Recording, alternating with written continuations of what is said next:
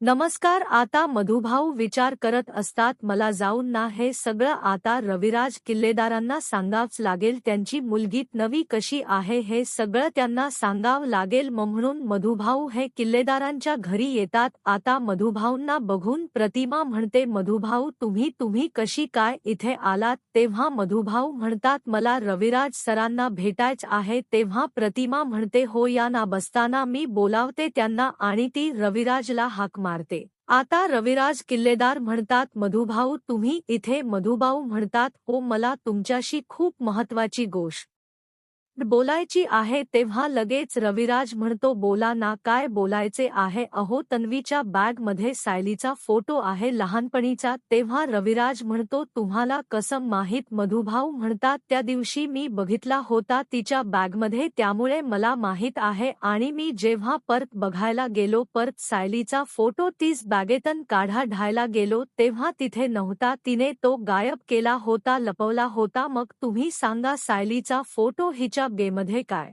करतोय? तेव्हा आता लगेच प्रतिमा म्हणते, बरोबर आहे, सायलीचा लहानपणीचा फोटो नवीने कशाला घेतला आहे? मधुभाऊ म्हणतात, मी सुद्धा तेच म्हणतोय. आणि तिच्याकडे तो फोटो आहे, तिने तो लपवून ठेवला आहे, पण ती द्यायला तयार नाहीये. मला सायलीला तिच्या लहानपणीचा फोटो दाखवायचा आहे, पण तन्वी मला तो फोटो देतच नाहीये. जरा कृपया तुम्ही तिला सांगाल का की तो फोटो मला द्यायला? तेव्हा रविराज म्हणतो, एवढंच ना, सांगतो ना मी, पण ती तो फोटो तुम्हाला का देत नाहीये आणि तिने तिथून तो फोटो का गायब केला? तेव्हा मधुभाऊ म्हणतात, मला पण तेच समजत नाहीये, हिने सायलीचा फोटो कशासाठी घेतला आहे? तेव्हा आता रविराज म्हणतो, ठीक आहे, मी सांगतो तिला, तुम्ही नका काळजी करू. आणि आता मधुभाऊ निघून जातात. आता प्रतिमा म्हणते, रविराजला खरंच तन्वीत चुकलं आहे. सायलीचा लहानपणीचा फोटोही घेऊन काय करणार आहे हिने? कशाला ठेवायचा, स्वतःकडे द्यायचा ना सायलीला? तेव्हा रविराज म्हणतो, बरोबर बोलतेस तू, थांब मी आताच तिला फोन करतो. आणि रविराज प्रियाला फोन करतो आणि म्हणतो, तन्वी अगं, तुझ्याकडे सायलीचा लहानपणीचा फोटो आहे का?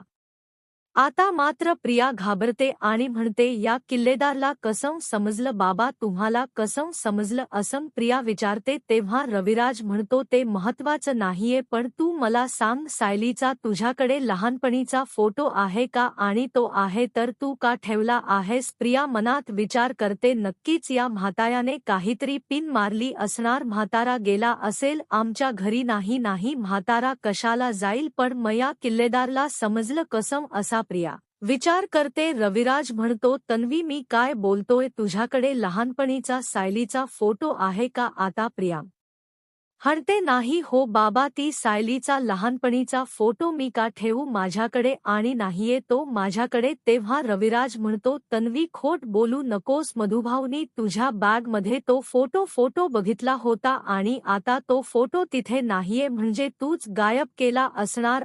कशाला तिचा लहानपणीचा फोटो तू घेतला आहेस? देऊन टाक, नाहीतर मी येतो तिथे, तू माझ्याकडे दे, मी देऊन टाकतो तिला फोटो. आता प्रिया घाबरते. प्रिया म्हणते, जर याने तो फोटो बघितला तर हा ओळखेल की माझी मुलगी तन्वी आहे म्हणून, आणि सायली खरीत नवी आहे हे मग सगळ्यांना समजेल. मला आता काहीतरी केलं पाहिजे. प्रिया म्हणते, बाबा, ज्याने कोणी तुम्हाला सांगितलं आहे ना, तो माणूस खोट बोलत आहे. सायलीचा फोटो माझ्याकडे नाहीये आणि मी का ठेवू सायलीचा फोटो माझ्याकडे? तुम्हीच सांगा ना बाबा. आता रविराजला काही समजत नसतं, कोण खरं बोलतोय आणि कोण खोटं. आता रविराज यावर काय डिसिजन घेईल ते पाहणे कमालीचे ठरणार आहे.